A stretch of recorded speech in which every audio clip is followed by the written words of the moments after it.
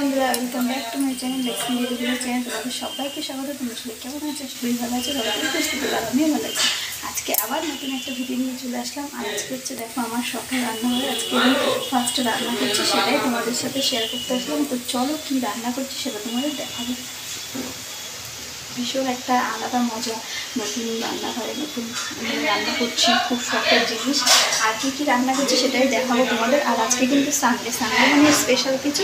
তো চলো তোমাদেরকে দেখাচ্ছি কী রান্না হচ্ছে। অলরেডি আমি রান্না বসিয়ে দিয়েছি, তো চলো দেখাই কী রান্না হচ্ছে। আমি রান্নাটা বসিয়ে দিয়েছি, আর এটা কিন্তু পেঁয়াজ ভাজা হচ্ছে।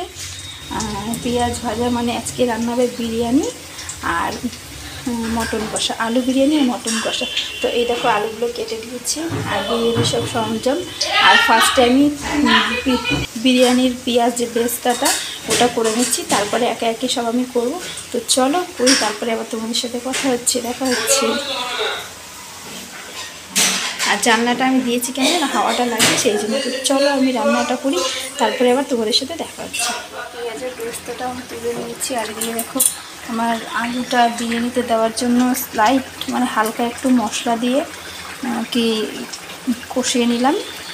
আর এইদিকে দেখো বিরিয়ানির ইয়েটা জলটা বসিয়ে দিয়েছি, সব মানে যা যা মশলা টশলা দেয় সেগুলো দিয়ে আর কি বসিয়ে দিয়েছি। চালটা এখনও দেওয়া হয়নি, দেবো মানে জলের মধ্যে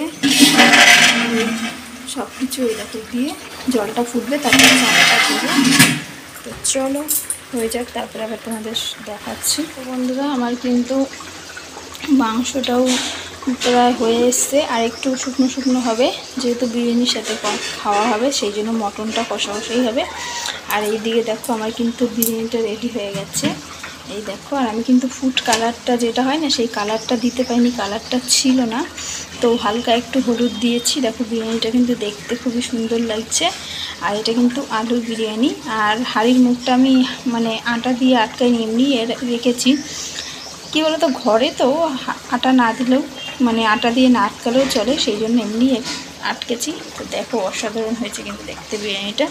আর এদিকে চিকেন বলছি, সরি মটনটা হচ্ছে, আর স্যালাড তো আছেই। তো চলো হয়ে যাক, তারপরে আবার দেখাচ্ছি তোমাদের ফাইনাল লুকটা।